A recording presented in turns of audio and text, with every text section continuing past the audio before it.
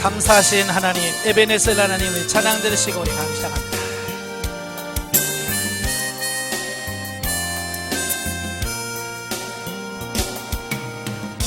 감사하신 하나님, 에베네셀 하나님, 살아계신 하나님, 에베네셀 하나님, 여기까지 인도하셨네. 감사하신 하나님,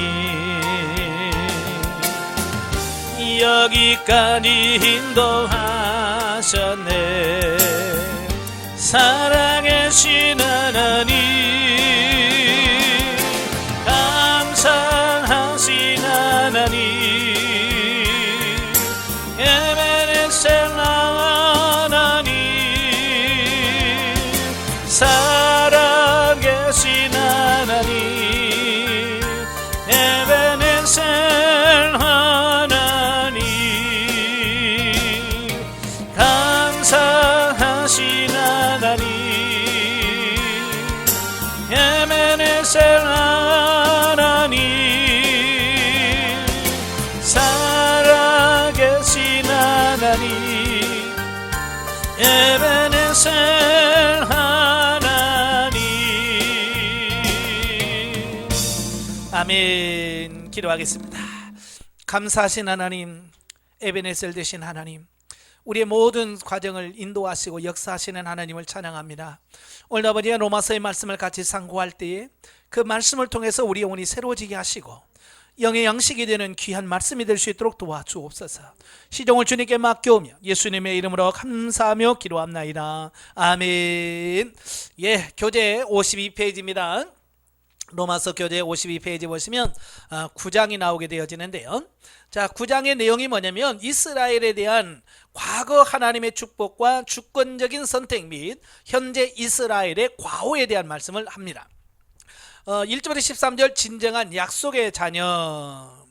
자, 1장부터 8장까지는 우리의 이신득이 원리에 의한 죄인의 구원과 구원받은 성도에게 요청되는 성화에 대한 이런 부분들을 쭉 말씀해 주었어요. 자, 본장부터 11장까지는 그리스도의 구속사역의 성취로 말미암아 하나님의 구속사의 범위가 구약 선민 이스라엘 중심에서 이제 세계 만민으로 확장된 신약시대에 있어서 선민 이스라엘이 갖는 위상에 대한 부분을 말씀해 주고 있습니다. 또한 동시에 인류 구원에 대한 개략적인 사실들을 보여주고 있습니다. 이런 맥락에서 본장은 먼저 하나님이 과거 구약시대에 이스라엘 민족을 중심으로 구속 역사를 전개해 오신 것은 사실이나 그렇다고 해서 그 민족 전체가 다 구원받은 것은 아니며 오직 하나님의 절대 주권에 따라 선택된 약속의 자녀 곧 남은 자들만이 구원받은 사실을 상기시키면서 인간 구원에 있어서 하나님의 절대 주권은 구약이나 신약이나 동일한 것임을 보여주고 있습니다. 그러니까 나중에도 말씀드렸지만 하나님의 시대가 바뀌어도 하나님의 구원 역사는 동일한 거예요. 구약에는 믿는 자, 하나님을 믿는 자, 그 믿는 자와 하나님의 선택된 자를 구원해 가시고요. 신약 시대도 역시 똑같다 그 말이에요. 자, 이런 내용으로 시작되는 본단락에서 바울은 먼저 동족 이스라엘에 대한 자신의 슬픔을 토로합니다. 이토록 바울이 상심한 이유는 뭐냐? 자기 민족 동족인 이스라엘이 예수 그리스도를 거부함으로 인해서 멸망받을 수밖에 없는 운명에 처해졌기 때문이라 그 말이에요. 하나님은 예수 그리스도를 믿음으로 구원받으려고 하는 받게 하시는 이 구속사를 이루어 가시는데 이방인들은 믿는데 하나님의 선민이라고 주장하는 이스라엘 이 백성들만 안 믿는 거예요. 참 이제 그게 문제인 거예요. 그래서 사도 바울이 그것 때문에 가슴 아파하면서 통곡하며 우는 거죠. 즉 이스라엘 백성은요 하나님으로부터 선택받고 언약과 율법을 얻은 특권을 가지긴 했으나 자기 민족만이 하나님의 선민으로 구원받을 백성이라는 민족주의적인 교만과 구원이 절대적인 하나님의 주권과 그에 대한 순종적인 믿음으로 주어진다는 사실을 알지 못하고 불의를 범할 뿐만 아니라 율법의 행위로 구원을 얻고자 한 잘못된 태도에 때문에 그리스도의 복음을 거절함으로써 스스로 멸망의 길을 자초하고 있었다라고 하는 사실입니다. 예, 구원은 예수 그리스도를 믿음으로 주어진단 말이에요. 예? 예수 그리스도를 믿음으로 주어져. 근데 이스라엘 백성은 그걸 거절하는 거예요. 예수 그리스도를 거부하고 배척함으로써 예수 그리스도의 구원이 이루어질 수 없다라고 하는 부분입니다. 예수 믿어야 되는데 그걸 거부하니까. 그러니까 그것 때문에 안타까운 거죠. 아마 여러분도 그러죠. 형제 자매나 부모나 자식이 교회 안 나가 믿지 않아요. 그러면 어때요? 안타까워요? 안 안타까워요? 안타깝죠.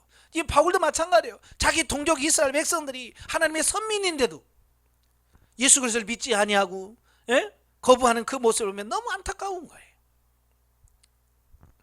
그래서 이와 관련한 바울은 유대인들이 그토록 자신하는 아브라함의 자손이라는 진정한 의미에 대해서 과거 이스라엘 역사를 들어서 설명해 주고 있습니다.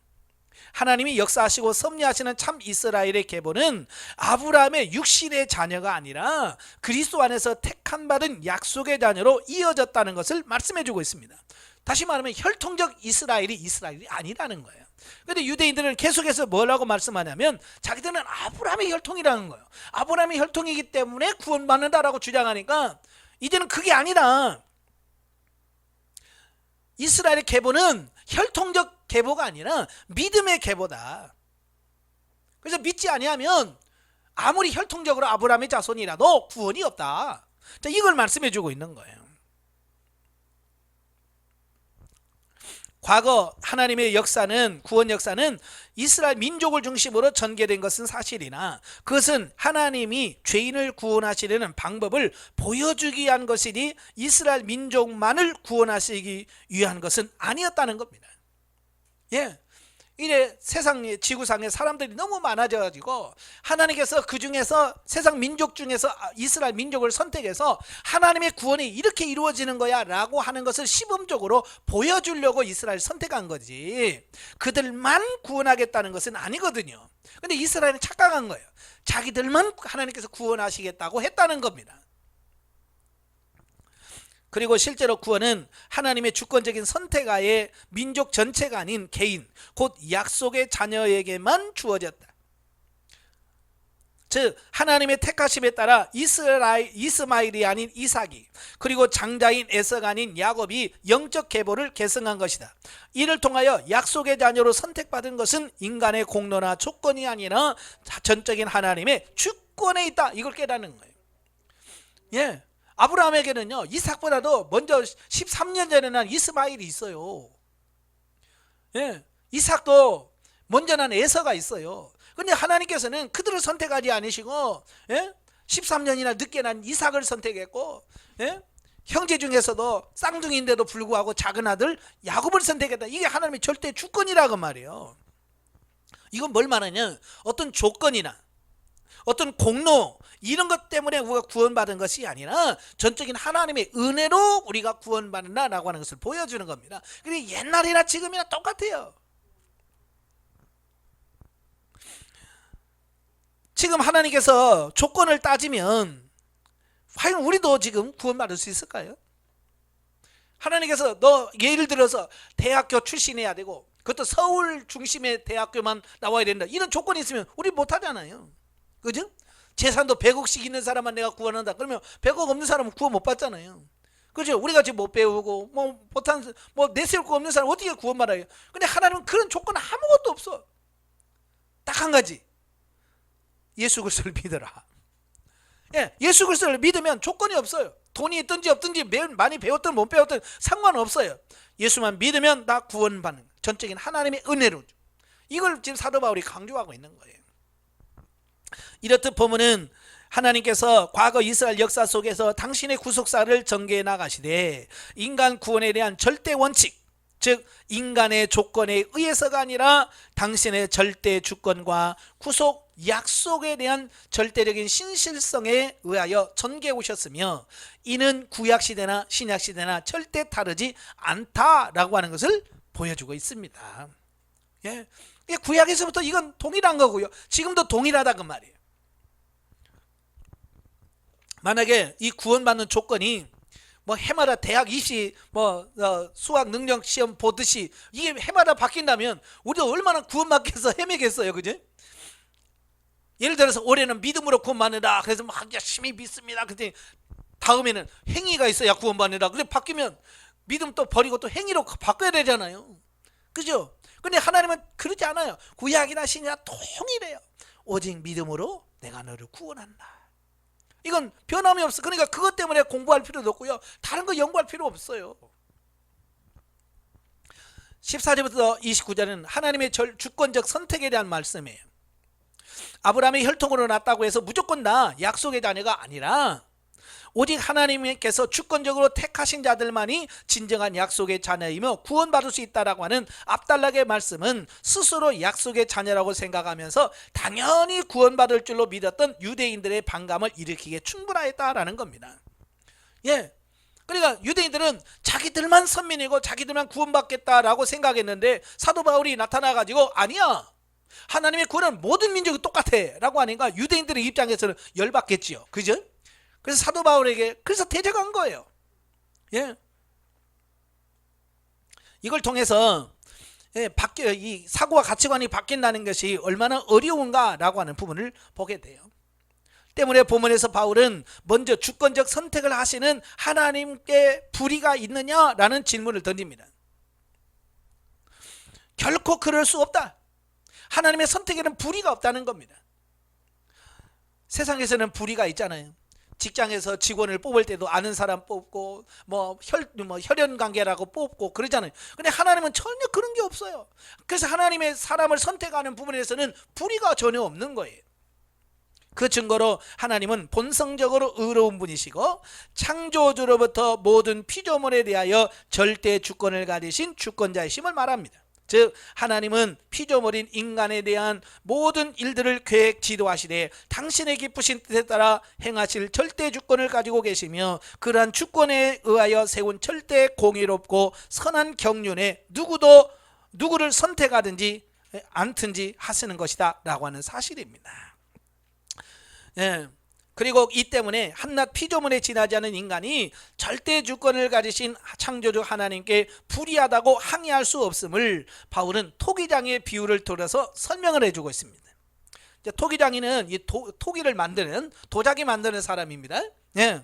그런 토기장이가 자신의 의도에 따라서 여러 모양의 토기를 만들고 혹은 귀하게 혹은 천하게 쓸지라도 토기장에게 항변할 수 없듯이 하나님의 주권과 그의 기쁘신 뜻에 따라 혹자들을 선택하기도 하고 유기도 되는 일들을 대하여 인간은 결코 왈가부할 수 없다는 겁니다. 그러니까 이 도공이 토기를 만들 때에 어떤 것 접시로 만들고 어떤 컵으로 만들고 어떤 것을 꽃병으로 만들고 이렇게 만든단 말이에요. 근데 꽃병으로 만든 이 꽃병이 왜 나를 꽃병으로 만들었습니까? 토기장한테 반항해요? 안 해요? 안 해요. 그냥 만들어주는 대로 있는 거예요. 마찬가지로 우리도 하나님이 만드시는 대로 너는 목사야 그러면 아멘 하고 목사하면 돼. 너는 권사야 그러면 아멘 하고 권사하면 되는 건데 왜 나를 목사로 안 세웠습니까? 또 목사는 나를 왜 목사로 세웠습니까? 이를 말할 게 없다는 거예요. 하나님께서 우리의 필요에 따라서 만들었으면 그 만든 부분에서 감사하고 역할을 감당하면 되는 거란. 예. 한편 바울은 이러한 하나님의 주권이 유대인들뿐만 아니라 이방인 곧 모든 사람들에게 해당된다는 사실을 호세아와 이사야의 글을 인용하면서 증거하고 있습니다. 그래서 우리가 하나님 나를 왜 이렇게 만들었습니까? 라고 불평하지 말라 그 말이에요. 아시겠죠? 그것도 뭐냐면 나를 남자로 만들지 왜 여자로 만들었습니까? 이렇게 반항기도 하고. 예? 자, 그런데 그럴 필요 없습니다. 30절에서 33절까지면 율법의 행위를 의지하는 이스라엘. 자, 하나님의 절대 주권에 의하여 구원의 이름을 밝힌 앞부분에서 본단락부터는 현재 이스라엘이 구원에서 멀어진 비극적인 상황을 다루고 왜 선민인데도 왜 하나님 구원에서 밀려났는가 그 이유를 설명해 주고 있습니다. 그 원인은 뭐냐? 이스라엘이 믿음에 의지하여 의에 이르려는 것이 아니라 율법을 행함으로 의에 이르려는 불신앙 때문이다. 이걸 가르쳐주고 있는 겁니다. 그러니까 하나님은 믿어, 내가 너 구원해 줄게. 근데 그들은 뭐야? 아니에요. 내가 행함으로 얻을 겁니다. 내 힘으로 얻을 거예요 라고 한다는 거예요. 즉 그들은 율법의 행위로 스스로 의를 이루려 했으나 본질상 부패한 죄성으로 인하여 율법을 제대로 지키지 못했을 뿐만 아니라 또 그렇게 계속되는 고집 때문에 저들에게는 실제로 율법의 모든 욕구를 성취하시고 오직 당신을 믿기만 하면 구원을 얻게 하시는 구속의 복음을 주신 그리스도가 걸림돌이 될 수밖에 없었다라는 겁니다. 예. 자기들이 율법대로 살면서 그 이야기를 하면 되죠. 원래 율법을 주신 목적이 뭐예요? 예, 지켜서 구원받으라. 율법 주신 목적이 그거예요. 근데 문제는 뭐냐면 그걸 지킬 수 있는 사람이 없다는 게 문제예요. 그죠? 예, 율법을 지키면 구원받아요. 근데 그 율법을 지킬 수 있는 사람이 없는 거예요. 그래서 하나님이신 예수님이 오셔서 율법을 완성하셨고 이제는 누구든지 믿기만 하면 내가 구원해 줄게 라고 구원의 길을 열어놓으셨어. 그러면 그래요 감사합니다 라고 그걸 하면 돼. 그런데 유대인들은 끝까지 고집 피우면서 하나님이 못한다고 하는 걸 아니에요, 우리는 할 거예요, 내가 율법 지켜서 구원 받을 거예요 라고 고집 피우고 있다 그 말이에요. 또 그러한 이유로 그리스도를 거부하는 자들의 태도는 궁극적으로 그러한 복음을 주신 하나님 자체를 거부하는 불의가 되었다는 것이다. 예, 그러니까 율법의 행위로는 구원을 받으려 하는 행위는 믿음으로 구원을 주시겠다고 하는 하나님을 거부하는 죄를 또 짓는 거예요. 그러니까 하나님이 주신 은혜를 은혜로 알 수 있는 것이 은혜고요, 복인 거예요. 이러한 본문을 통해서 우리는 믿음에 의지하지 않고 행위에 의지하는 자는 결코 구원에 이르지 못할 뿐만 아니라 무조건적인 구속의 은혜를 베푸신 하나님 자체를 거부하는 불의한 자라는 사실을 교훈받을 수 있다. 또한 믿음으로 의롭게 된다는 구원의 진리를 오히려 유치한 것으로 여기며 인간적인 노력을 중시하는 자는 그 본성상 자신의 전적 부패한 죄성을 간과한 교만한 자라는 사실을 보게 됩니다.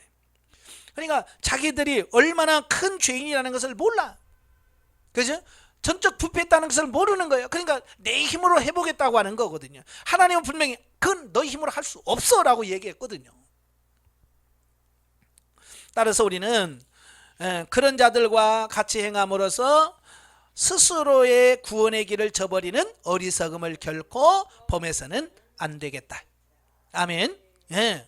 우리가 똑같이 하면 안 됩니다. 하나님, 내가 착하게 살아서 구원받을게요. 하나님은 우리 이뻐할까요?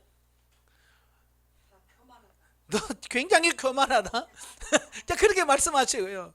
너 구원 못 받아. 그래가지고 그렇게 말씀하실 거예요. 영적이해 보겠습니다. 본장에서 우리는 인간을 구속하신 하나님의 사랑을 깊이 생각하게 된다. 영원한 불못의 형벌로부터 구원받은 것으로만으로도 우리는 늘 감사하며 즐거워할 수 있어야 한다.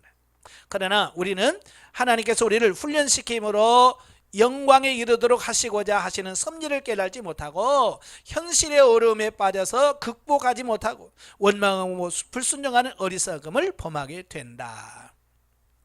예, 그저 믿고 우리는 감사하면서 훈련 잘 받으면 돼.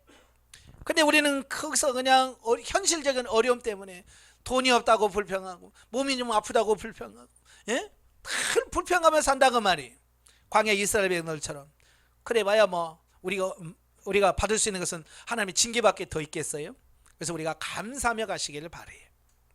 자, 10장으로 넘어가면 이스라엘의 하나님의 의의 거부와 복음의 배척. 1절부터 15절 하나님의 의에 대한 이스라엘의 거부죠.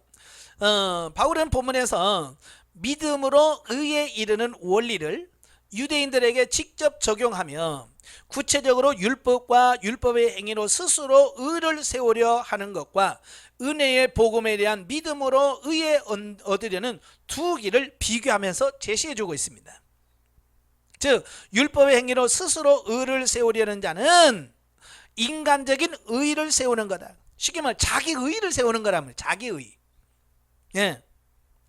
또 스스로 심판자가 되려는 교만임과 동시에 죄인의 구원을 위한 그리스도의 구속의 은혜를 저버리는 행위이며 오직 예수를 주로 시인하며 마음으로 믿는 자만이 의와 구원을 얻게 됨을 설명하고 있습니다. 예, 그래서 자기 힘으로 율법의 행위로 구원받으려고 하는 사람과 믿음으로 구원받는 사람은 비교해 주는 겁니다.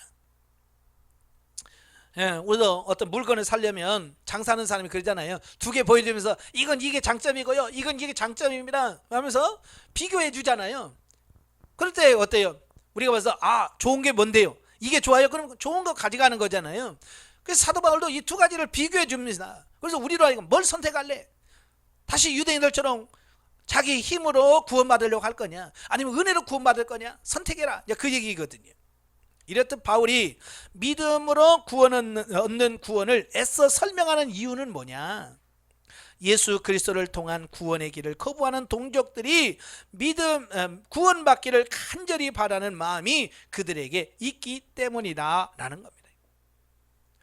예, 얼마나 자기 민족들을, 자기 동족을 구원받기를 원하는 그 바울의 마음이 얼마나 그 열정이 뜨거웠으면 이렇게까지 하실까라고 하는 거죠. 그런 마음이 없으면 어떡할까요?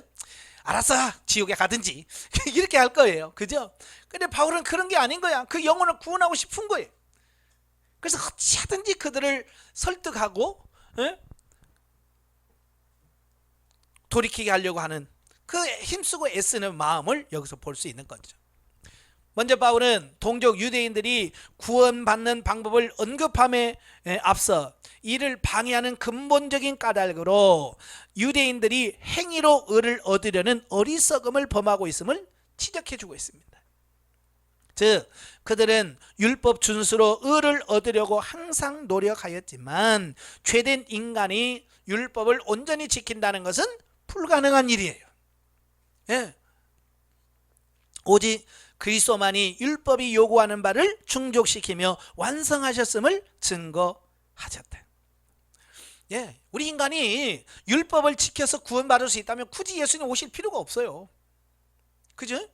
예, 우리 힘으로 구원받을 수 있다면 굳이 예수님 오실 필요가 없죠. 십자가 지실 필요가 없어요. 근데 하나님 편에 봤을 때 우리 힘으로, 우리의 능력으로 구원받을 수 있는 가능성이 0.0000001% 없는 거예요.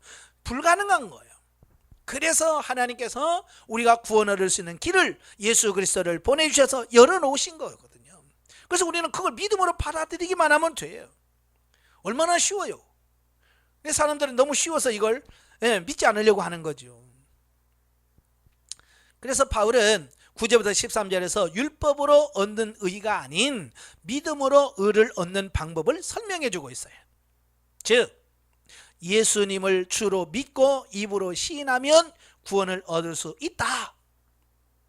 예, 마음으로 믿고 입으로 시인하면 구원받는다는 겁니다. 그래서 그리고 이러한 구원의 방법은 누구나 차별이 없다는 거예요.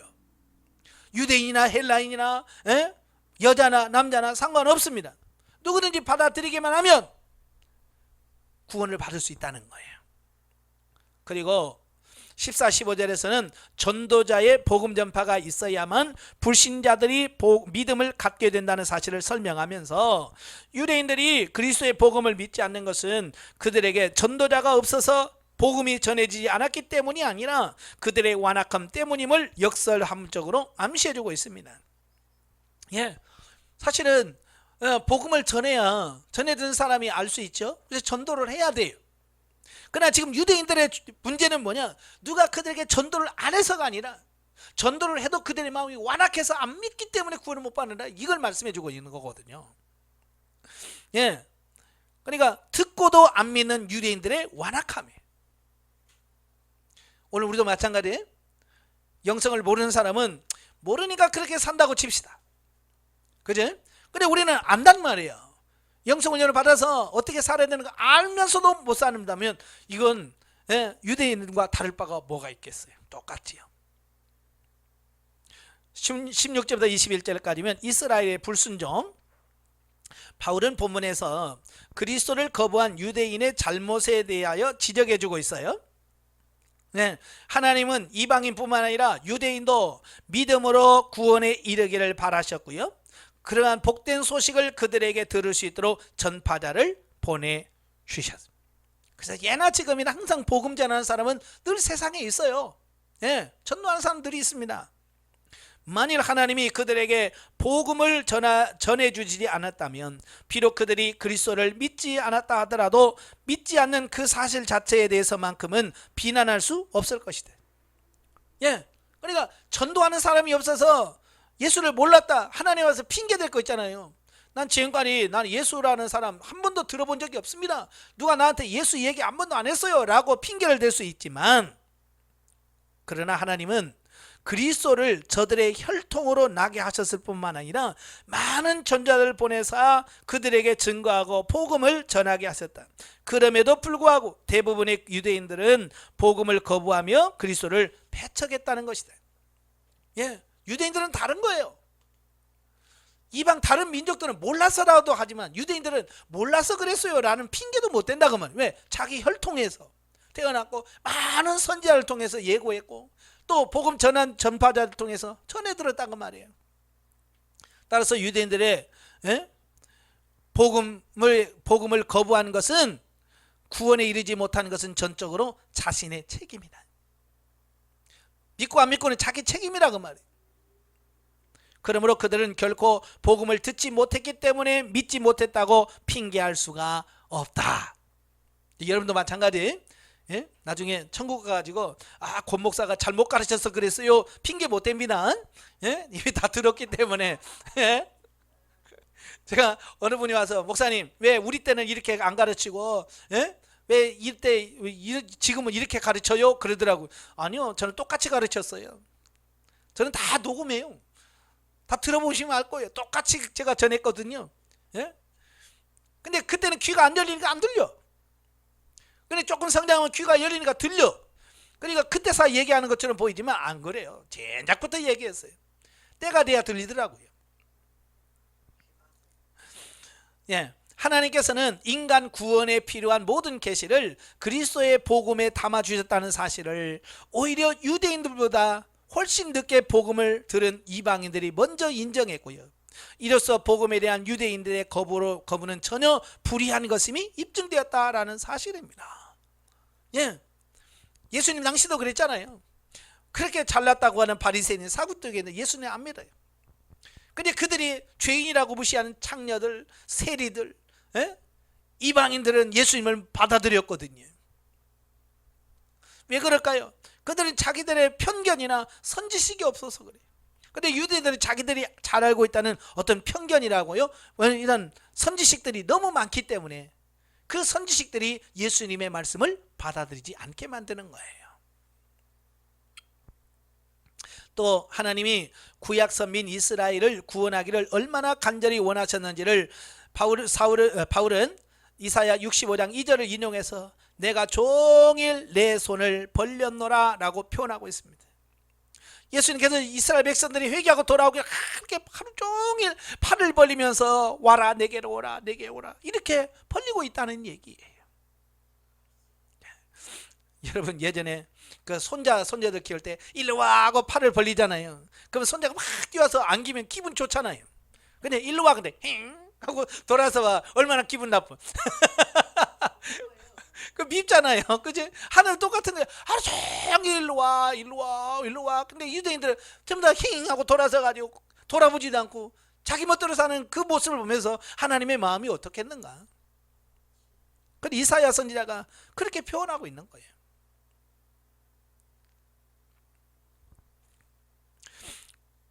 이는 유대인들이 그들을 구원하기를 간절히 원하시는 하나님의 심정을 전혀 이해하지 못하고 불의를 범하였음을 지적하고 있는 말씀이에요.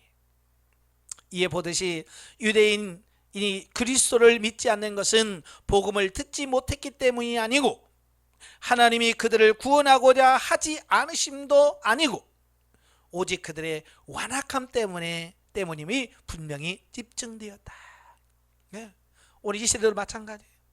하나님이 불의하거나 하나님의 능력이 없어서가 아니라 자기 마음이 완고하고 고집이 세서 참 그렇거든요. 영성하세요, 영성하라, 영성해라. 그래도 죽어도 안 해요. 어찌 그렇게 고집이 센지 몰라요. 예? 얼마 전에 어느 분하고 상담했는데 그분이 그래요. 3년 동안 자기 언니가 동생 영성하세 그래 3년씩이나 말해도 안 들렸다는 거예요. 왜? 자기가 잘 알고 있다고 생각하니까. 자기 나름대로 하루에 2시간씩 기도하고 열심히 교회에서 봉사하고 막 교회에서 아이고 권사님 최고야 집사님 최고야 막 하고 하니까 자기가 진짜 최고인 줄 아는 거예요. 그러나 고난 속에 확 들어가 보니까 그때서야 알겠더라는 거예요. 자기가 믿음이 너무 없다는 것을 그때서 아는 거예요. 그래서 3년 만에 영성훈련 받겠다고 전화 오신 분이 계시는 거예요. 이걸 보면서 우리의 마음이 얼마나 완악하고 고집이 센지. 사실 저도 뭐 영성훈련 소개받았을 때 처음부터 저도 6개월을 버텼거든요. 나도 혼자 잘하고 있는데 굳이 거기 가서 또 훈련 받을 이유가 뭐 있냐고. 나인가요? 나 그랬거든요. 나를 모르니까. 그러나 영성훈련 받고 나서 정말 눈물을 흘리면서 하나님께 훈련 받았습니다. 정말 내가 교만했습니다. 내가 완악했습니다. 몰라서 그랬습니다. 라고 하는 말을 할 수밖에 없더라고요. 한편 본문에서 바울은 이러한 유대인의 거부가 결국 구약 예언의 성취임을 암시함으로써 제11장에서 다루게 될 그들의 철저한 배신에도 불구하고 무조건적인 하나님의 은혜로 궁극적 이스라엘이 회복될 것이라는 예언을 전제로 삼고 있습니다. 자, 영적에 보죠. 10장에서 우리는 종교 의식과 율법, 조상 대대로 내려온 유전을 지키는 데 철저하고 하나님의 의에는 무지한 유대인들의 모습을 발견할 수 있다. 따라서 그들은 자신들이 세운 의에 자부심을 가질 수밖에 없었다. 마찬가지로 오늘날 우리들에게도 우리 가운데서도 자기 의를 드러내므로 헛된 자부심을 나타내는 모습을 보게 된다. 오늘날 성도들도 많이 있어요. 육신 중심으로 살면서요, 내가 얼마나 잘하는데, 내가 얼마나 봉사 많이 하고, 내가 얼마나 기도 많이 하고, 내가 얼마나 헌금 많이 하는데 여기에 매여서 자기가 착각하고 사는 성도들이 얼마나 많은지 몰라요. 영적으로 무지하니까. 과거에 하나님의 징계를 받은 이스라엘 백성들과 똑같은 성도들이 교회 안에 너무 많다는 거예요. 우리는 열심을 가지되 우리의 능력이 아닌 하나님의 능력이 나타나고 내 의가 아니라 그분의 의가 나타내는 삶이 되어야 돼요. 성령에 의하여 변화받고 성령의 뜻에 순종하여 하나님의 의를 드러내는 자가 되어야 합니다. 아멘. 그래야 돼요. 자, 11장으로 가죠. 자, 11장은 이방인에게로의 복음 전파 및 이방인의 교만에 대한 경고와 이스라엘의 회복에 대한 언약의 말씀을 하고 있습니다. 자, 1절부터 10절까지 보면 이스라엘 남은 자의 구원. 본장은 이제 그리스도의 복음이 세계 만민에게로 전파된 신약 시대에 그리스도의 복음을 거부한 상황에서 이스라엘의 구원은 어떻게 될 것인가 라고 하는 문제를 다루고 있습니다. 이런 맥락에서 보면은 하나님이 아브라함을 통하여 약속하셨던 바 그 후손의 구원 약속을 이스라엘 백성 대부분이 그리스도를 거부하였기 때문에 파기한 것이 아니며 오직 불순종하는 자들에게는 심판이 있으되 순종하는 남은 자들은 반드시 구원하심으로써 현재에도 약속을 이행하고 계심을 말씀하고 있습니다. 즉 하나님의 택한 자의 구원을 위한 구속 약속 계획은 이스라엘 백성 전체의 불순종에도 불구하고 결코 변경되지 않았으며 구속사가 종결되는 그날에 최종 성취될 것임을 보여주고 있다 그 말입니다. 그러니까 이스라엘 백성들이 우리는 예수 안 믿어요 그렇다고 해서 그러냐? 그럼 구원받는 다른 길을 열어줄까? 그게 아니란 말이에요. 하나님의 구원 계획은요 변함이 없어요. 이스라엘 백성들이 믿든지 안 믿든지 하나님의 구원 계획은 똑같다 그 말입니다.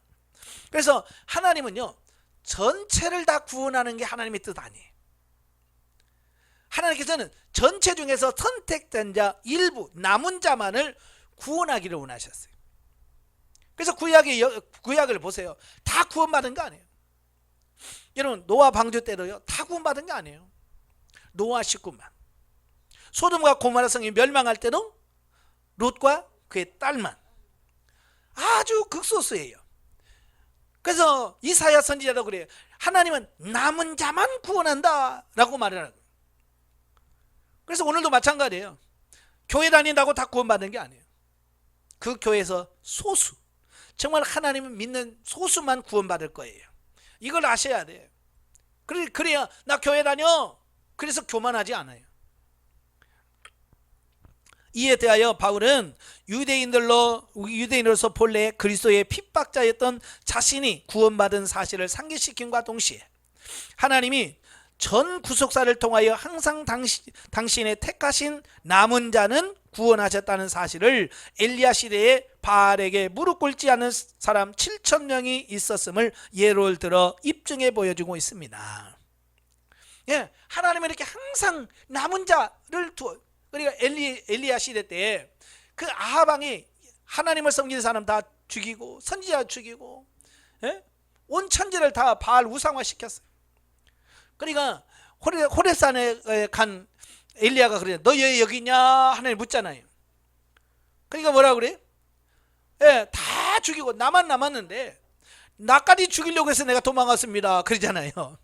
근데 엘리야가 보니까 북쪽 이스라엘에 자기만, 오직 하나님 믿는 사람 자기만 남은 줄 알았어요. 자기 죽으면 끝이야 그렇게 생각해서 숨었단 말이에요. 도망 나온 거예요. 근데 하나님 뭐라고 그래?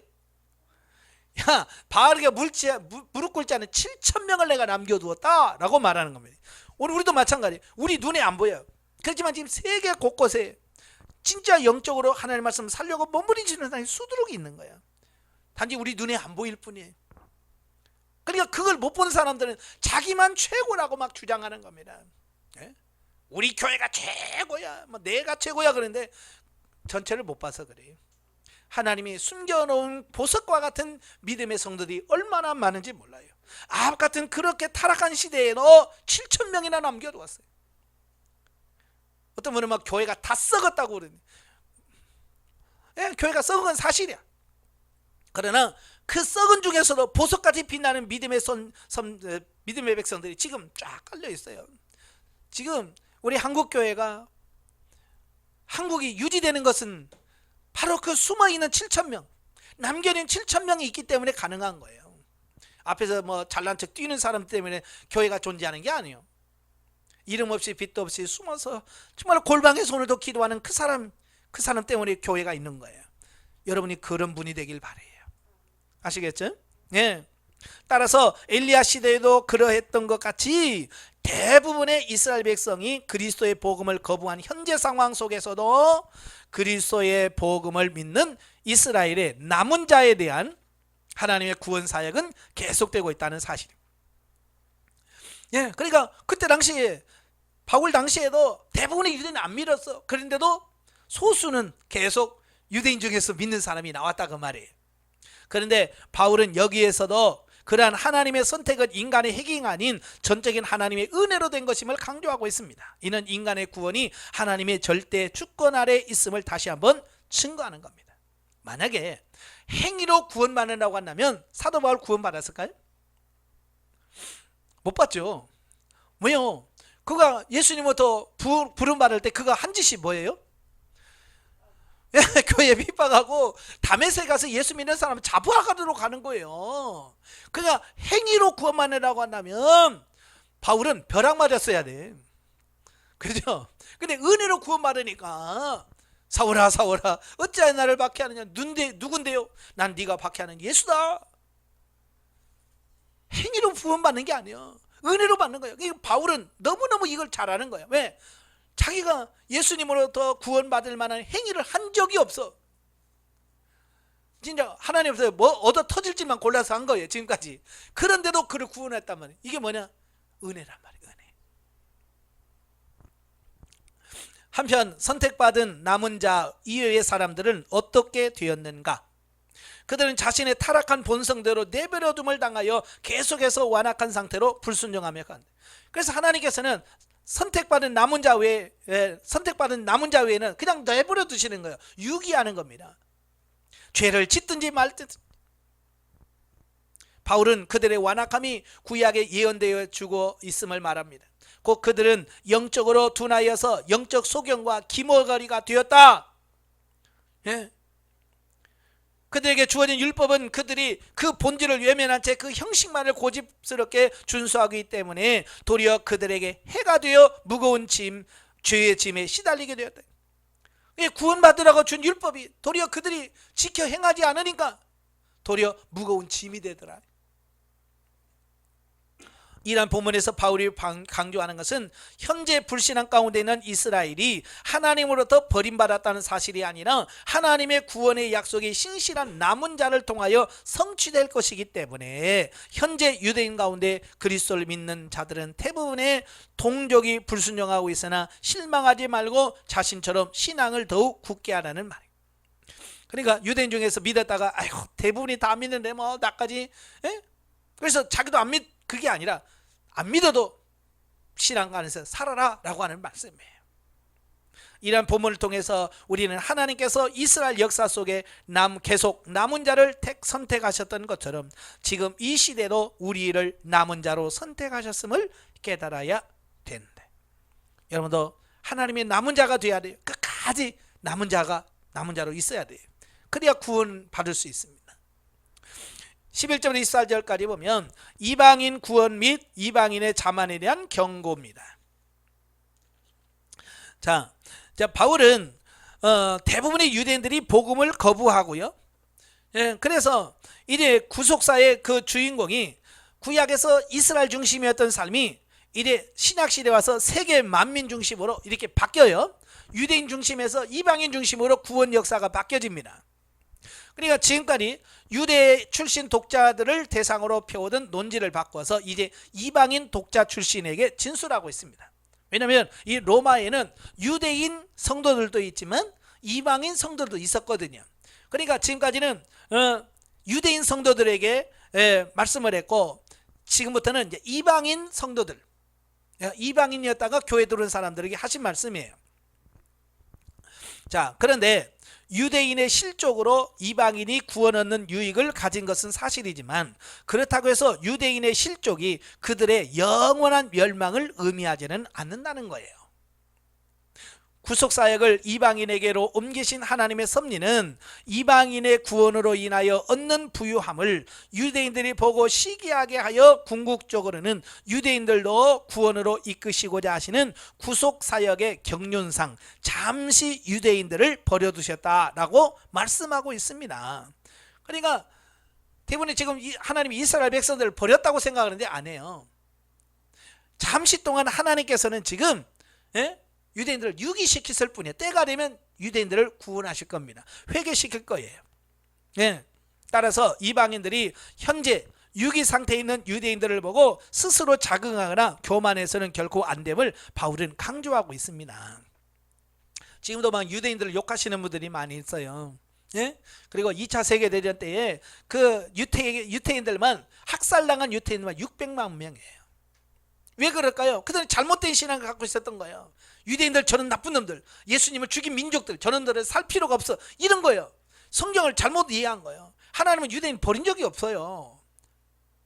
잠시 유기했을 뿐이에요. 근데 그걸 마치 하나님의 징계에 저주받은 인간을 없애야 된다고 생각하는 이런 잘못된 신앙을 갖고 있단 말이에요. 이건 잘못된 거라고 바울이 로마서에서 이미 말씀하고 있는 거예요. 한편 이방인들이 자긍하지 말아야 될 이유를 설명하기 위해서 바울은 두 가지 비유를 들어 설명합니다. 첫째는 뭐냐? 처음 익은 곡식가루와 떡덩이, 그리고 뿌리와 가지의 비유로 바울은 이 비유를 통해서 비록 이스라엘이 복음을 거부함으로써 하나님으로부터 버림을 당했지만 그들은 여전히 하나님의 선민이라는 사실을 설명하고 있습니다. 이건 변함이 없는 거예요. 여기서 처음 익은 곡식 가루와 뿌리는 이스라엘의 조상, 특히 아브라함과 이삭과 야곱 등을 의미하고요. 떡덩이와 가지는 이스라엘 민족, 특히 장차 하나님께로 돌아올 남은 자들을 의미합니다. 그래서 이 비유는 거제의 원리를 적용한 것으로서 하나님과 이삭과 야곱 등이 이스라엘을 대표하여 거룩하게 드려져 하나님께 속하였으므로 이스라엘 민족 역시 거룩하다는 거예요. 그러니까 거제물이라고 하는 것은 하나님께 들었다가 내리는 제사를 거제물이라고 그래요. 그러니까 소제라든지 이런 걸 드리면 그걸 전체를 하나님께 다 드리질 않아요. 이 번제는 전부 다 태워드리는 거지만 이 거제물들은 이렇게 하나님께 들었다 내리고 일부만 태워드리고 나머지는 제사장의 음식으로 돌려줘요. 그러니까 만약에 100개 중에 한 개만 드려졌을 때 하나님께 드리고 나머지는 하나님께 드린 걸로 간주하는 이런 거제의 원리를 여기서 설명해 주고 있습니다. 그러니까 이스라엘 백성들을 다 선택하지 않았다 할지라도 이미 아브라함과 이삭과 야곱을 통해서 이미 이스라엘 전체를 다 하나님께서 부르신 거나 마찬가지다. 자, 그 원리를 설명해 주고 있습니다. 그리고 또 한 가지는 참 감람나무와 돌감나무 접붙임의 원리에 대해서 설명을 하고 있어요. 예. 그래서 하나님의 구속사가 세계 만민으로 확장된 신약 시대에서 이스라엘과 이방인과의 관계를 설명하고 있습니다. 여기서 참 감람나무는 이스라엘을 상징하고 돌 감람나무는 이방인을, 그리고 참 감람나무의 뿌리는 이스라엘의 민족의 조상을, 참 감람나무에 꺾인 가지는 복음을 거부하고 그리스도를 배척에 버림받은 유대인을 의미하고 있습니다. 이 비유는 하나님께서 복음을 믿는 이방인들인 돌감나무 가지를 구원하기 위해서 이스라엘 민족 중 복음을 거부한 참 감람나무 가지를 꺾으시고 돌 감람나무 가지를 참 감람나무에 접붙였음을 나타내주고 있습니다. 이렇게 해서 이방인들은 그 타락한 본성상 멸망받을 수밖에 없었으나 이제 하나님의 무조건적인 은혜와 주권적인 선택으로 하나님의 영적 선민의 대열에 동참하게 된 것이다 라고 하는 겁니다. 이 말은 이방인은 우리 돌 감람나무 같은 우리가 참 감람나무인 이스라엘에게 접붙임 받는 은혜를 입었다는 거예요. 그래서 우리가 유대인들을 무시하거나 멸시하거나 비난해서는 안 된다는 얘기를 하고 있는 거예요. 따라서 구원받은 이방인들은 그것이 전적인 하나님의 은혜로 이루어진 것이므로 절대 교만해서는 안 된다. 만약 구원 얻은 이방인이 교만하면 본래의 참 감람나무 가지를 꺾으신 하나님께서 돌 감람나무 가지도 꺾으실 것이다. 그러므로 무조건적인 하나님의 은혜로서 구원 얻은 이방인은 늘 하나님께 대하여 감사하는 마음으로 겸손하며 더욱 신앙생활에 전력해야 할 것이다. 그래서 여러분들도 절대 교만하면 안 됩니다. 겸손하게 하나님을 잘 섬기는 우리가 돼야 되고요.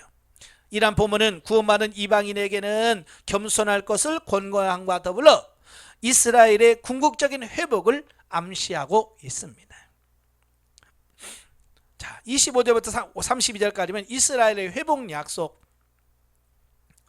바울은 본문에서 이방인의 충만한 수가 차면 이스라엘 역시 회개하고 주님 하나님께로 돌아올 것이라는 이스라엘의 회복의 약속을 하고 있습니다. 자, 본문에서 바울은 유대인들에 대한 하나님의 비밀스러운 구원 섭리를 나타내기 위하여 구약을 이용하는데요. 때가 차면, 즉 선택된 이방인이 모두 구원받으면 하나님께서 완악하던 이스라엘 민족의 마음을 돌이키시고 회개케 하여 온 이스라엘로 하여금 구원에 이르게 한다는 사실입니다. 그러니까 지금은 이방인의 때예요. 이방의 때라고 하는 말은 이방인들을 구원하는 시기다 그 말이에요. 언젠가는 그 이방인의 수가 차겠죠. 예, 이방인의 수가 차면 이제 끝 하면 유대인들이 회개하고 돌아와서 이제 주님 오실 날이 다가온다 그 말입니다. 자, 이렇듯 약속에 신실하신 하나님은 이스라엘 민족을 택하신 것과 그들의 조상들과 맺으신 언약들을 결코 저버리시지 않으시는 하나님의 본성에 근거하여서 설명하고 있습니다. 그러니까 하나님의 약속은요 결코 변하지 않고요 한번 택한 자는 실어버리지 않으신다라고 하는 거예요. 여기서 온 이스라엘은 이스라엘 민족 전체를 가리키는 것이 아니라 하나님께서 선택받은 이스라엘의 남은 자를 뜻한다라고 보아야 됩니다. 이와 같이 하나님의 구원의 섭리는 이방인과 유대인 모두에게 차별 없이 적용된다. 곧 유대인들의 복음 거부로 이방인의 구원을 얻었듯이 이제는 이방인의 구원과 그 부유함을 시기하여 유대인도 구원의 이름으로서 세계 만민의 구원을 위한 하나님의 구속사역이 최종 성취되고 구속사의 대단원이 장식되고 있다라고 하는 것을 보게 됩니다. 그래서 이러한 이스라엘 회복은 이방인의 구원이 그러했듯이 전적인 하나님의 은혜이다. 즉 저들의 타락한 본성과 악한 행위들로 볼 때는 마땅히 심판받아 멸망에 처할 수밖에 없었으나 오직 자신이 세우신 약속을 한치의 오차도 없이 지키시는 하나님의 신실성과 무한한 긍휼을 힘입어 구원을 얻게 된다. 아멘. 예? 하나님의 그 신실하신 은혜 안에서 우리가 구원받을 수 있는 거예요. 자, 33절부터 36절까지 보면 하나님의 지혜에 대한 찬양이 나옵니다. 보면은 9장에서 11장까지의 결론 부분으로서 신구약 전 시대에 걸쳐 당신의 구속사를 참으로 한치의 빈틈도 없이 신비롭고도 완벽하게 진행해 가시는 하나님의 지혜의 부요하심과 만물의 창조와 경륜에 따른 섭리하심과 종국적으로 태초에 세우신 창조의 목적을 완벽하게 성취해 나가시는 하나님의 주권에 대한 찬양을 기록을 하고 있습니다. 이러한 본문은 온 천지 만물과 인간의 구원 및 우주 역사 전체를 주관하시는 하나님께서 인간이 해야 할 일은 찬양뿐이며 또 하나님은 그러한 찬양을 받으시기에 합당한 분이라 하는 사실을 강조하고 있습니다. 저와 여러분 구원받은 자로서 우리가 할 것이 뭐예요? 하나님을 찬양하는 거예요. 하나님의 이름을 높이는 거예요. 이것이 우리가 오늘 할 수 있는 것이지 누구 다른 사람을 비방하거나 정죄하거나 그래서는 안 된다 이 말이에요. 자, 영적의 보증. 자, 11장에서 우리는 하나님이 우리를 선택하신 은혜를 깊이 묵상할 수 있다. 인간의 행위가 아니라 하나님의 은혜로 우리는 택함을 받았다. 다시 기도한 것처럼 하나님께서 택하지 않는 백성에게 심령의 눈을 어둡게 만들어서 저들이 보지 못하고 듣지 못하게 만드심으로 구원을 유보하셨다. 하나님의 절대 주권적인 선택에 관한 하나님의 은혜를 이해하지 못하면 우리가 그들의 그 말씀을 온전히 깨달을 수가 없다. 그래서 늘 제가 기도하던 것처럼 여러분도 기도하셔야 돼요. 심령을 열어 깨닫게 하시고 눈을 열어 보게 하시고 귀를 열어 들을 수 있게 해주세요. 예? 이게 열려져야 돼요. 그렇지 않으면 우리가 보고도 모르고 들어도 모르고, 예? 그래서 우리가 망할 수밖에 없거든요. 하나님은 택한 백성인 이스라엘 백성들과 이방인들을 온전히 구원하시기 위해서 그들을 순종하지 않도록 내버려 두신 것이다. 하나님의 역사는 그들의 불순종을 통하여서도 당신의 뜻을 이루는 데 사용하신다. 따라서 하나님 우리를 부르시고 은혜를 베푸심은 결코 후회하심이 없는 하나님의 특별한 은총이다. 우리가 하나님의 특별한 은혜 가운데 구원을 받았지만 두렵고 떨리는 마음으로 주 앞에 서야 한다. 자, 12장입니다. 12장은 하나님, 교회, 사회에 대한 성도의 의무. 1절과 2절은 하나님에 대한 성도의 자세. 이 말이 무슨 말이냐면 이제 믿음으로 구원받는다고 그랬잖아요. 자, 믿음으로 구원받은 성도들이 하나님에 대하여 어떻게 살아야 될 것이냐, 또 사회에 대해서 어떻게 살 거냐, 교회 안에서 어떻게 살아야 되느냐라고 하는 실천적인 부분을 다루고 있는 거예요. 예, 그 중에서 1절과 이제는 하나님에 대하여 어떻게 살 거냐. 대부분의 사도 바울 서신이 그러하듯이 본서도 전반부인 1장부터 11장까지는 교리적인 설명입니다. 이론적인 부분이라고 볼 수 있어요. 그 다음에 후반부인 12장부터 15장 13절은 실천적 권고를 나누어주고 있습니다. 그러니까 이론적인 부분과 실천적인 부분은 나눠져 있어요. 자, 이 말은 무슨 말이에요? 신앙이라고 것은, 참된 신앙이라는 것은 이론과 실제가 조화가 돼야 돼요. 예, 어떤 사람은 막 이론, 머리만 공부만 해서 말씀만 잘하는데 살지 않아. 그 의미가 없어요. 어떤 사람은요, 이론이 없어. 살려고만 해. 안 돼요. 왜? 알아야 살지요. 그죠? 모르면 살 수가 없어. 그래서 항상 우리는 이론과 실제적인 실천이 항상 조화가 되어지는 그런 삶을 사셔야 돼요. 자, 그래서 보면은 그러한 실천적 권고의 서론 부분으로 모든 실천적 권고의 근원이 되는 하나님 앞에서의 성도의 자세에 대하여 교훈해 주고 있습니다.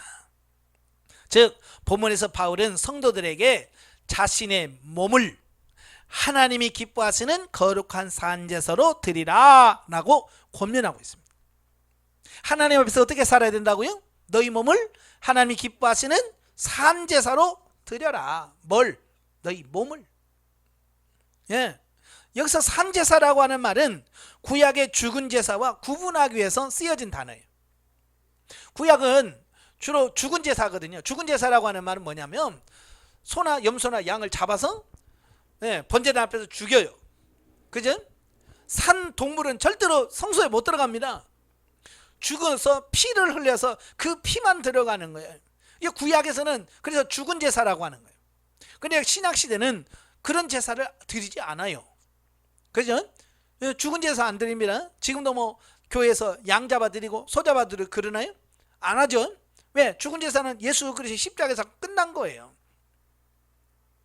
여기서 말하는 몸이라고 하는 것은 단순히 육체적인 것만을 의미하지는 않아요. 거기서는 우리의 육신뿐만 아니라 마음과 의지까지도 포함됩니다. 즉 이미 그리스도의 지체인 우리의 몸은 성령께서 항상 내주하심으로 하나님의 성전이 되어졌는데, 이러한 몸을 우리가 온 마음과 정성을 다하여 천적으로 헌신할 때에 성도의 삶 전체가 거룩한 산제사가 된다는 뜻이다. 예. 그러니까 영적으로 성장을 하게 되면 내주내지한다고 그랬죠. 우리가 신령한 제비로 건축이 되어지고 삼위일 하나님이 내주내지하신다고 그랬어요. 자, 그랬을 때 비로소 내 삶이 하나님이 기뻐하시는 거룩한 산제사로 드려질 수 있다. 그래서 빨리 여러분들이 여보세요. 신령한 생명 단계까지 가야 돼요. 자라야 돼요. 그래서 내주내지하는 역사까지 이루어져야 돼요. 그래서 성도의 삶 전체가 하나님이 기뻐하시는 거룩한 산제사가 되어질 때에 실상 본문 이하에 다루게 될 다른 윤리적 실천을 온전히 실행했다라고 할 수 있다. 네, 사람도 장성해서 어른이 되어야 어른다운 삶이 나오지. 그 아이들에게 양복 입혀놓고 구두 신겨나갔다고 어린이 되는 게 아니에요. 교회도 마찬가지예요. 예, 목사라는 명칭 붙어주고 목사 가운 입혀놨다고 목사가 되는 게 아니에요. 그렇잖아요. 그가 영적으로 성장하고 장성해서 하나님 앞에 바르게 섰을 때 목사가 되는 거고요. 성도들도 다 마찬가지예요. 자, 한편 성도의 삶 전체가 거룩한 산제사가 되도록 하는 방법이 뭐냐? 구체적인 실천적인 뭐 2절에 나와요. 이 세대를 본받지 말고 오직 마음을 새롭게 함으로 변화를 받아 하나님의 뜻을 분별하는 것이다. 그랬어요. 여기서 마음을 새롭게 하여 변화를 받는다고 하는 것은 삶의 완전한 전환을 의미한다. 예, 마음이 안 변하면요 삶이 안 바뀌는 거예요. 그래서 마음이라는 가치관, 생각, 사고 이걸 말하거든요. 우리의 사고, 생각이 바뀌어야 돼. 우리 가치관이 바뀌어야 돼. 영성훈련 받으면서 여러분 수없이 들었던 말씀이 뭐예요? 가치관이 변화된다 그랬죠. 예, 가치관이 안 바뀌면 삶이 안 바뀌게 돼 있어요. 그래서 오늘 사도 바울도 그러잖아요. 예? 이 시대를 본받지 말고 마음을 새롭게 함으로 변화를 받아라. 그래서 마음이라고 하는 건 혼적인 부분을 말씀해 주고 있어요. 가치관을 말하고 자아를 말하고 있어요. 이게 바뀌어져야 돼요. 다시 말하면 예전에 죄된 생활에서 가졌던 습관이나 성품, 악한 생각과 행동들을 모두 버리고 영적으로 새롭게 되라는 말씀입니다. 예. 근데 우리는 새롭게 변화되진 않아요. 그냥 교회 다니면서 옛날 했던 그대로 사는 거예요. 술 마실 거 그대로 다 마시고, 놀러 갈 거 다 놀고, 욕할 거 다 하고, 예? 미워할 거 다 미워하고, 싸울 거 다 싸우고, 그러면서 예? 신앙생활 한다고 하는 거예요. 그러니 뭐가 돼야 말이지. 뭐 변하는 게 뭐 있냐고요. 생각이 바뀌셔야 돼. 아시겠죠? 그래서 그러기 위해서는 뭐라고요? 이 세대를 본받아서는 안 된다. 이 세대라고 하는 것은 뭐예요? 이 시대의 흐름, 이 시대의 사고 방식, 이 세대 많은 사람이 가지고 사는 가치관, 이걸 말하는 겁니다. 예. 세상 사람들은 다 어디에다 가치를 두고 살아요? 돈, 명예, 뭐 이런 것들 있잖아요. 이런 거 거기다가 혼자 가지고 교회 다니는 우리가 그렇게 똑같이 산다면 그들과 다를 바가 뭐 있어요? 그래서 그들처럼 살지 말라는 거예요. 근데 보면 어때요? 똑같거든요. 예수 믿으나 안 믿으나 똑같아. 왜냐면 이게 안 바뀌어서 그래요. 가치관이 안 바뀌어서. 그래서 세상에서 중시하는 권력이나 명예 등의 가치를 두어서는 안 되며 대신 성도 안에서 내주하시는 성령을 쫓아 행하고 육신의 일을 버려야 한다라는 겁니다. 만일 우리가 성령의 인도하심을 따르지 않고 자신의 의지와 계획대로 살아간다면 하나님의 뜻은 결코 분별되지 않을 것이다. 그러니까 오늘 많은 신앙인들이 성령을 따라 살지 않고 육신을 따라 살고 있기 때문에 영적인 삶을 살지 못하고 여전히 육신적인 삶을 살아갈 수밖에 없다는 거예요. 자, 그 다음에 3절부터 13절까지 보면 교회 안에서의 성도의 자세. 교회라고 하는 것은 이제 성도들의 모임이 교회거든요. 그러니까 모인 성도들이 모여서 뭐 할 거냐? 자, 이거예요. 보면은 성도의 삶의 현장 중 가장 중요한 교회 안에서의 삶에 대하여 기록을 하고 있습니다. 바울은 먼저 교회 안에 모든 성도들에게 각자 믿음의 분량대로 하나님께서 주신 은사가 있다는 사실과 그 은사대로 모든 성도들이 서로 지체 의식을 가지고 자기들이 해야 할 일들을 충실히 그리고 기쁜 마음으로 실행할 것을 권면하고 있다라는 겁니다. 교회 안에서는 각자에게 주어진 은사가 있다. 하나님께서 각자 자기에게 주신 은사가 있어요. 그 은사를 가지고 그걸 가지고 봉사하면서 서로 사랑하면서 섬겨라. 그 얘기를 하고 있는 거예요. 즉 성도들은 다른 지체를 섬기는 마음으로 예언도 하고 또 가르치며 권면과 위로를 베풀고 성실과 즐거움으로 구제하며 부지런함으로 다스려야 한다라고 이렇게 말씀하고 있어요. 그러니까 매사에 교회 안에서 성도들은 이런 삶을 잘 해야 돼. 하나님께 주시는 은사를 따라서. 어떤 사람은 자기 은사를 전혀 사용하지 않는 사람이 있고요. 그렇습니다. 은사는 쓰라고 준 거예요. 달란트는 쓰라고 준 겁니다. 그걸 잘 활용하셔야 돼요. 이렇듯 하나님께서 각자에게 각기 다른 은사를 부여하신 것은 그들 각자를 높이는 데 목적이 있는 것이 아니라 겸손으로 서로 협력하여 연약한 부분을 보완함으로 성도를 온전케 하고 그리스도를 높이는 데 목적이 있다. 그래서 은사 사용의 목적은 뭐예요? 자기를 높이는 게 아니란 말이에요. 하나님의 교회를 세우고 성도를 온전케 하는 데 목적이 있다는 겁니다. 그리고 이어서 바울은 성도 간에 가져야 할 삶의 자세에 대하여 언급해 주고 있어요. 먼저 그 모든 것에 근원이 되는 사랑을 가져라 라고 권면합니다. 교회 안에서는요 제일 필요한 게 뭐예요? 사랑이에요. 서로 사랑해야 돼. 이어서 가족처럼 사랑하고 존경할 것과 성도 개개인이 주님을 섬기는 데 부지런하고 열정적일 것, 또 하나님의 나라에 대한 소망을 가지고 어려움을 이기며 기도할 것, 그 다음에 생활이 어려운 가난한 성도들을 실질적으로 도울 것 등을 권면하고 있습니다. 그러니까 막연하게 교회 와서 찬송하고 예배 드리는 걸로 끝나는 게 아니에요. 자, 이렇게 성도를 사랑하고 부지런하고 열정적으로 섬겨야 되고 어려움이 왔을 때 기도하면서 극복해 가야 되고 어려운 사람들 있으면 그들을 실질적으로 돕는 이런 살아있는 신앙생활이 되어야 된다. 이걸 말씀해 주고 있습니다. 오늘 우리 한국교회가 이게 안 돼요. 그죠? 그냥 와서 예배 시간 되면 우르르 와서 예배 드립니다. 축도 끝나자마자 또 우르르 나가버립니다. 이런 실질적인 이 신앙생활이 안 되는 거예요. 그래서 뭐라고 그래요? 나 교회 가서 예배 드리고 왔어요. 그걸로 끝. 예배는 이런 신앙생활의 한 일부분이지 그게 전부는 아니거든요. 근데 오늘 많은 사람들은 예배만 전부라고 생각을 해요. 예배는요 신앙생활의 일부분이지 전부가 아니에요. 예배라고 하는 것은 신앙생활이라고 하는 것은 뭐예요? 여기서 말하는 것처럼 서로 사랑하면서 가족처럼 섬기면서 사랑하고 어려운 사람 돕고 기도하면서 이게 같이 살아가는 이 자체가 신앙생활이라고 하는 걸 기억하세요. 이러한 바울의 권고는 로마 교회 교인들뿐만 아니라 예수를 그리스도로 고백하는 교회의 지체들인 전 신학교회 성도들에게 해당되는 매우 실질적인 교훈이다. 그러니까 그 시대 로마 교회만이 아니라 오늘 신앙생활하는 우리 교회가 이렇게 살아야 된다. 교회 안에서 이걸 말씀해 주고 있습니다. 자, 그 다음에 14절부터 21절까지 보면 사회관계에서의 성도의 자세.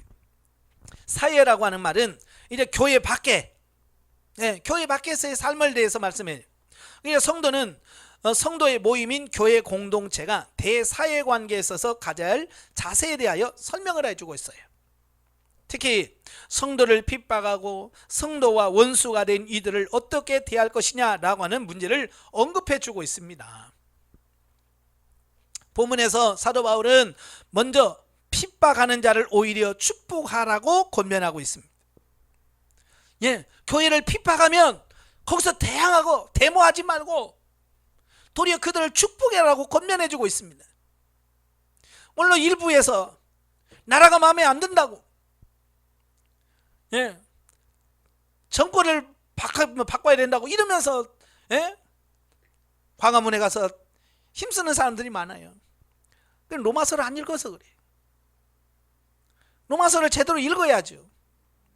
뭐 하라고 그랬어요? 핍박하는 자를 위해서 축복하라고 그랬잖아요. 물러가라 물러가라가 아니라 그들을 축복하라는 거예요. 이건 예수님의 가르침과 일맥상통해요. 원수를 사랑하고 축복해요. 너를 저주하는 자를 위해서 축복해 주라고 말씀해 주고 있습니다. 이건 변함없는 진리예요. 이렇게 핍박하는 자들까지도 적극적으로 축복하는 성도의 삶은 다른 사람의 즐거움과 슬픔을 함께 나누는 위로와 격려의 삶이다. 그래서 슬퍼하는 자가 있으면 같이 슬퍼해주고 기뻐하는 자가 있으면 같이 즐거워해줄 수 있는 삶. 근데 오늘날은 뭐야? 교회만 따로 딱 모여가지고 세상에서 슬퍼하든지 말든지 우리만 좋아하면 돼 이렇게 되고요. 그러면 안 돼요. 세상에 슬픈 일이 있을 때 같이 슬퍼해주고 국가적인 재난이 있을 때 같이 돕고 협력해 줄 수 있는 이런 삶이 되셔야 돼요. 우리는 괜찮으니까 라고 하면 안 돼요. 스스로 교만하지 않고 겸손해야 하는 성도들의 성숙한 삶임을 여기서 강조하고 있습니다. 더 나가서 뭐라고 말하냐? 악을 악으로 갚지 말고 모든 사람과 힘이 닿는 데까지 화평하라. 여러분, 악을 악으로 갚지 말아요. 그러니까 예를 들어서 교회에다 돌멩이 하나 던졌다고 해서 우리도 같이 돌멩이 던지면 이건 악을 악으로 갚는 거예요. 그죠? 교회 욕했다고 같이 욕하면 이건 악을 악으로 갚는 거예요. 악을 악으로 갚지 말라는 거예요. 그러면서 뭐라고 그래? 사실 선을 악을 악으로 대하는 이런 평범한 자연이라면 누구나 할 수 있는 일이다. 그렇죠? 자기한테 잘해주는 사람한테 잘해주는 거, 자기 때리면 나도 같이 때리는 건 이건 누구나 할 수 있는 거예요. 이건 자연인 하나님을 알지 못하는 사람 다 그렇게 해요. 우리는 그렇게 살면 안 된다는 거예요. 그러나 바울은 성도가 이 상태에서 한 단계 더 나아가 세상 속에서 화목자가 될 것과 악한 행위나 상황 때문에 낙심하거나 악을 악으로 갚기보다는 악에 대하여 보다 능동적으로 대처할 것을 권면하고 있습니다. 결국은 종합하면 바보같이 살아라 그 얘기예요. 근데 세상에 바보같이 되려고 하는 사람이 있어요 없어요? 여러분에게 이 바보야 그러면 여러분 기분 좋아요? 내가 왜 바보야 그러잖아요. 바보같이 되기를 원치 않아. 그러니까 우리가 하나님 말씀도 못 사는 거예요. 바보가 되어야 돼요. 아시겠죠? 바보가 되어야 되는데 우리는 너무너무 똑똑해. 예수 믿는 사람처럼 어찌 그렇게 똑똑한지 몰라. 말은 또 어떻게 잘하는지 몰라. 그죠? 그러니까 예수 안 믿는 사람이 아이고 말로는 교인들 못 당해 저거. 그래서 예수쟁이 말쟁이 그렇게 돼버리는 거예요. 그러니까 바보가 돼야 된다니까요. 때리면 오른밤을 쥐면 왼밤을 돌려야 되고 오리를 가자면 심리를 가고 속옷을 달면 겉옷까지 주고 이 간슬개 다 빼야 되는데 우리는 간슬개를 막 더 크게 만들어서 그러니까 이게 안 돼요.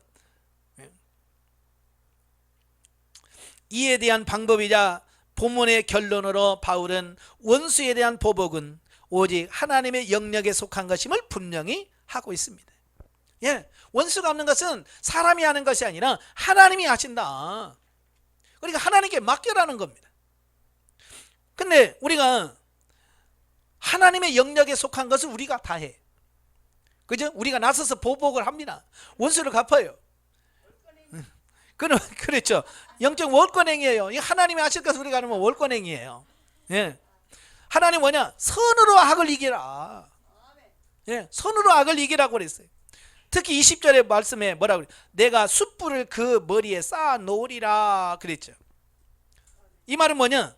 원수에게 도리어 선을 베품으로써 원수가 마음에 찔림을 받아 스스로 자복하고 회개한다는 그런 의미예요. 이렇듯 선으로 악을 이기는 삶의 자세는 그리스도께서 하나님과 원수된 자를 위하여 십자가에 못 박혀 돌아가심으로 이미 모범을 보이셨다는 거예요. 예. 예수님이 그러잖아요. 그를 잡으러 왔을 때 베드로가 화가 난다고 칼 뽑아가지고 말고의 귀를 확 잘라버렸잖아요. 그러니까 예수님께서 뭐라고 그래요? 이것까지 참으라 라고 말씀하시면서 그 말고의 귀를 고쳐주시면서 하는 말이 뭐예요? 베드로에게, 야, 내가 지금 힘이 없어서 끌려가는 거 아니야. 지금 12영도 되는 천군 천사가 있어. 내가 명령만 하면 이들을 싹 쓸을 수 있어. 그렇게 되면 하나님의 뜻이 어떻게 이루어지겠냐 이거예요. 그렇잖아요. 예수님이 가서 십자가 못 박혀 죽어야 하나님의 구속사가 이루어지는데 예수님이 죽기 싫다고 그걸 거역해버리면 하나님의 뜻이 안 이루어진다는 거예요. 그래서 예수님은 뭐예요? 내가 죽더라도 하나님의 뜻대로 내가 죽어야 된다. 오늘 우리도 마찬가지예요. 내가 자존심이 없어서 그런 게 아니에요. 내가 능력이 없어서 그러는 게 아니에요. 있어요. 그럼에도 불구하고 내가 주님 때문에 죽어지는 거, 이게 중요하다 그 말이에요. 그리스도를 본받아 그의 장성한 분량이 충만한 데까지 자라가야 할 성도들의 삶도 마땅히 그러해야 한대.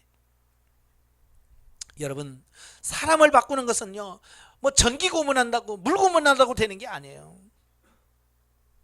사도 바울을 바꿀 때 하나님이 막 전기 고문 시키고 그랬어요? 에? 물 고문 시키면서 너 밖에라, 너 고집 꺾어 막 그랬어요? 안 해요. 그 은혜의 빛을 쫙 비추는 겁니다. 그러니까 바울이 나 같은 놈은 죽어야 되는데, 그렇잖아. 나 같은 죽어 마땅한 놈인데도 하나님이 나를 은혜로 부르셔서 나를 사도로 삼으셔. 하나님 감사합니다. 이 은혜 때문에 바뀐 거예요. 그러니까 바울은 이걸 너무너무 잘 알고 있는 거예요. 그래서 원수를 갚지 말고 그에게 사랑을 베풀어라. 그러면 그들이 스스로 회개할 거다라고 하는 겁니다. 근데 우리는 그 말이 믿어지지가 않지요. 언제까지 하면 돼요? 몇 번 해야 되는데요? 우리 자꾸 그래서 주님 원하는 수준까지 안 미쳐. 이게 주님의 장성한 분량까지 이르러야 돼요. 자, 영적 이해 보겠습니다. 1절과 2절 말씀에서 너희 몸이란 하나님이 기뻐하시는 거룩한 산제사의 주체가 되는 우리의 영과 혼과 몸 전체를 의미합니다. 여기서 말하는 몸이라는 것은 단순히 이 육체만을 말하는 게 아니라 우리 가진 영혼 몸 전체를 가리키는 말이다 라고 하는 말이에요. 또한 거룩한 산제사를 드린다고 하는 것은 공식적인 예배를 포함한 우리가 생각하고 말하고 행하는 모든 부분이 예배와 동일한 삶이 되어져야 한다는 말이에요. 우리는 공적인 예배는 잘 드려. 주일날 11시 예배 안 빠지고 드립니다. 주일날 오후 수요일 예배, 이건 공적 예배는 안 빠져요. 근데 문제는 뭐냐? 그게 삶에 아무런 영향을 못 끼친다는 거예요. 그런데 여러분, 공적 예배도 잘 드려야 되지만 이제 예배를 드렸다면 그 삶이 그대로 삶 속에 나와서 그 삶 속에서 그렇게 사라져지는 데까지 가야 돼요. 원수를 사랑하는 데까지 가야 되고, 예?